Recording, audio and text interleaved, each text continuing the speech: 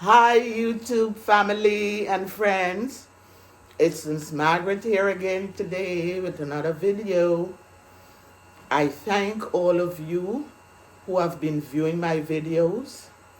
Now, all viewers, I'm asking you kindly, please subscribe to my channel because it's not just viewing videos, it's also about subscribing, about liking, and about sharing. Okay? So, I thank you. Thank you. Blessings goes out to you today. Okay. Now, my video today is going to be about when some of your co-workers hate you. I know it's not funny, but looking back now over the years, it was kind of funny then and still funny to me. So I spoke in, I think in my last video, and I touched a little bit on homelessness and seniors being homeless. And I also had mentioned that, I've been there, done that, got the t-shirt. Now, over the years that I've been in Canada, I've had many jobs. I came to Canada as a secretary in those days that they used to call you, or a stenographer, because I went to business school and I learned a lot of clerical, studies. But when I came here, after I was having so much problems in finding a job in my field, I decided to make a career change. So I did a lot of odd jobs, after I left the farm, after I moved from that little farming community to the big city of Toronto. When I moved here, I went to work in a factory where they make stereos. I work as a living babysitter to a 2-year-old and a 6-year-old. I did cleaning, all kinds of jobs. But in another video, I'm going to explain to you all the different things I did. At one point, I had 3 jobs, working Sunday to Sunday. But that's a whole nother story for another day.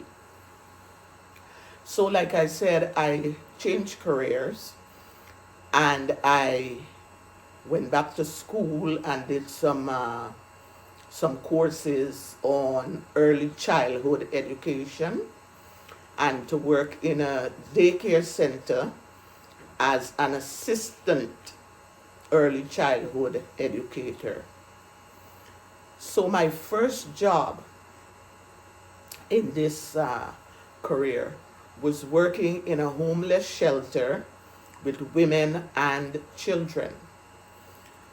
Now, the shelter was run by a very, very, very caring and loving individual. And so she hired me.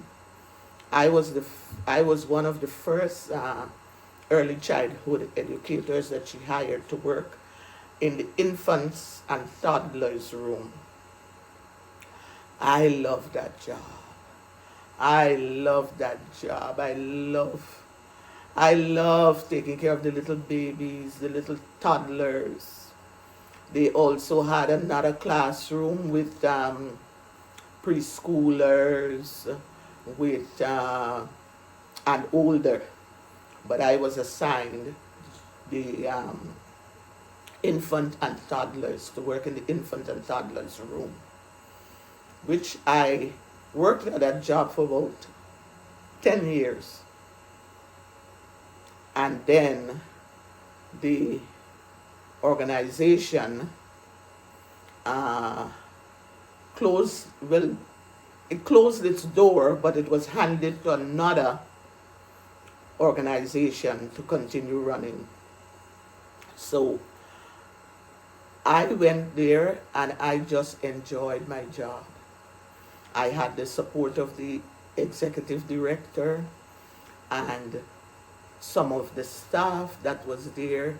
They just loved to see how I would interact with the other, with the parents when they come and drop off their children.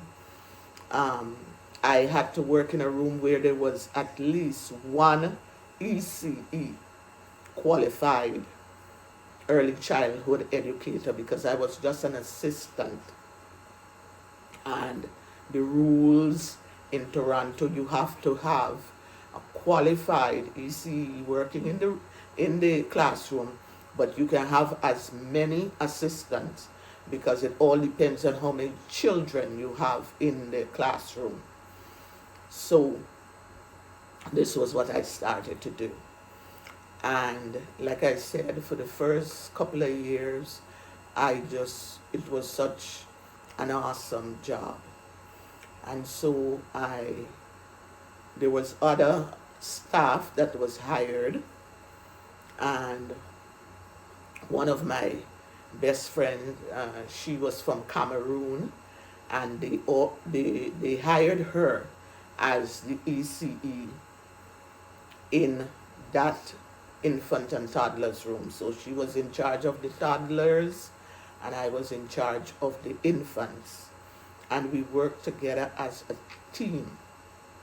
We worked together as a team because we had the love and the support and the encouragement of the executive director.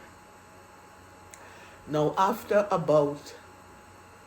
I think about 6 or 8 months, because this was a brand new shelter that was being set up for just women and their children. And most of them were single women and their children, like single mothers and their children. And so I just love those ladies. I just love them. Every day I look at them, I say, these could be my daughters. I have 2 daughters, and I just reached out to them in love. Now I want to explain something to you. I'm just gonna drop it in here. You see, I named my channel Miss Margaret. That's what these mothers used to call me, Miss Margaret. And I'll tell you why. Because when you're raised in the Caribbean, and I know even some African countries, your parents raise you to respect elders. Anybody that is older than you, you do not call them by their first name. You either say Miss Margaret, or Auntie Margaret, or Madam Margaret.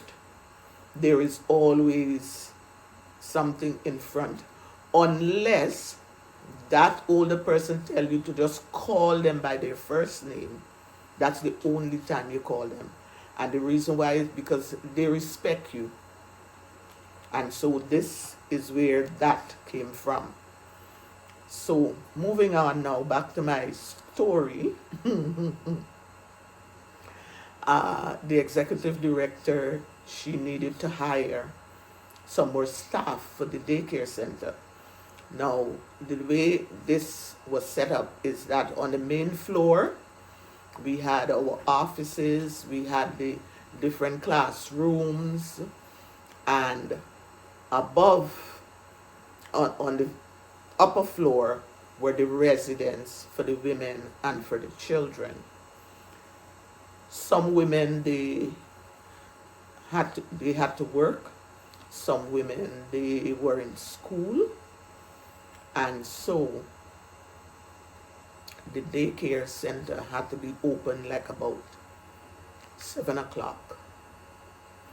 Now, at one point, I was in charge of doing the early shift. So I would work from 7 a.m. to 3 p.m., which means I had to get up and leave my home like about 5:45 to get there for 7 to open up the classroom. And so when the women start to drop off their kids, and these are the ones who are working or going to school, because they give them a time, at least they had to leave the shelter like about 7:45, some of them 8 o'clock. So somebody had to be there. So I was in charge of that early shift, and then my EC friend, she would join me, and because we all had different shifts and so on and so forth, and then she would come. But my main responsibility was to be there early and open the door. So we worked along very, very well, very well. The love and the respect was there, and I had enjoyed doing that job. I had enjoyed it. And so later on, I think like maybe about 3 or 4 months after, the executive director told us she has to hire a supervisor and some other staff, because there are more homeless women and children looking for shelter space, and a lot of them is being referred by the city to our shelter. Now, we only had a certain amount of rooms, and we could only take women with children up to a certain age. That was another thing, because that was the law then. So our executive director told us that she will be hiring other staff, which we were happy about, because now it's starting to get more crowded in the rooms, more children, more women coming, and you only had to have a certain capacity. Because in that year, when I was working there, I was responsible for like about 5 infants. My colleague, because she was the EC, she was responsible for like about, I can't even remember the number, I think 10 or more. So now we're at capacity, you know. And so we would have part-time staff come in, yes, and they would sometimes come in later on in the day and work for like about 4 hours, and then they're gone, and other part-time staff would come in. And so the executive director said, I really need more staff, and so I'm going to hire more staff, which she did, because now we have the preschool room, and in there you have children like about 4, 5, 6 up, that has to be taken to school, picked up, brought back. Plus you have school age children that are older, the 7, 8, 9, 10, 11. I think at that time we just went up to like about, we also had teenagers that were in high school. So there was a need for more staff. So she hired, I think it was like about 4 other staff. And so they were taking care of the older children. They were taking care of some of the teenagers, the youth. But we had a lot of programs there, so no one was left alone, no one was left behind. There was a lot going on. So when we are there,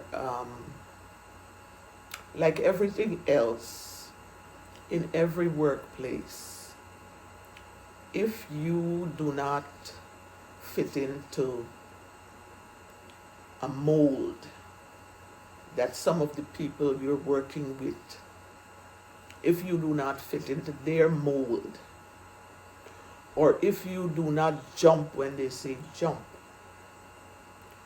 or if you But for me, it was later on I get to understand they were against my religious beliefs.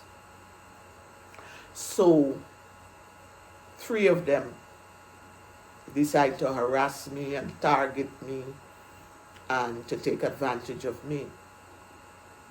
But they did not know who they were dealing with. Because at the end of the day, I'm a blood-bought child of the Most High God. And no one can say and do and step to me any which way they feel like. I do not argue or fight with anybody that have a problem with me. You know where I fight?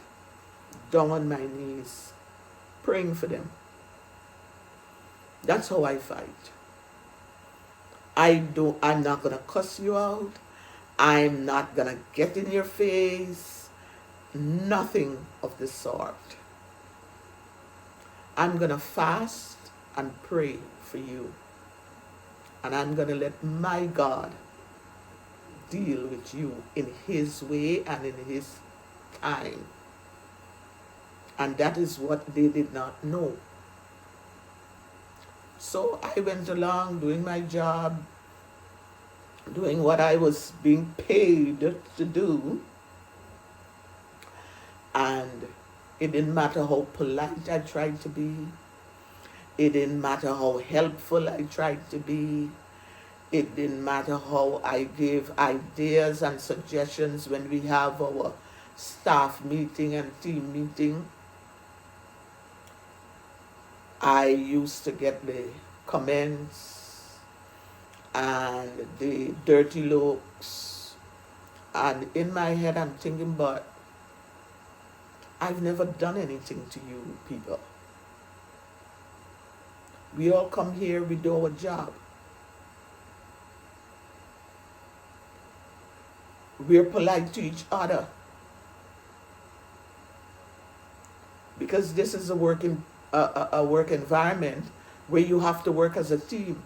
We are here working with the mothers. We are here working with the children because that is what we were trained to do. You're working with homeless women. A lot of them are single mothers. And you have to be at the top of your game when you enter the door and come in here. These single mothers, they're always stressed out to the limit. And they're looking for some bit of peace and calm. And they're looking at the staff who's working with their children. How loving are you to my child? And so on and so forth. So that wasn't an environment where I was going to be, getting upset with anybody.